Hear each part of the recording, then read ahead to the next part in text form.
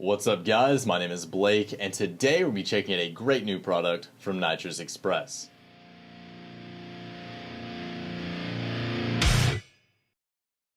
So today we'll be checking out a great new way to add power to your 3.6 liter Mopar engine.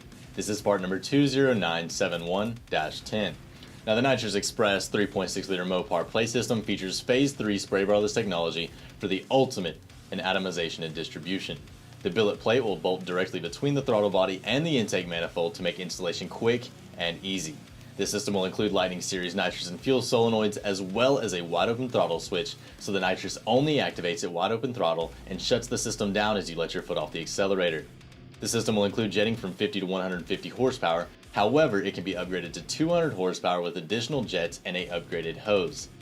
This will include your bottle of choice, whether that be 5, 10, 12, or 15-pound bottles with the Lightning 500 series bottle valve.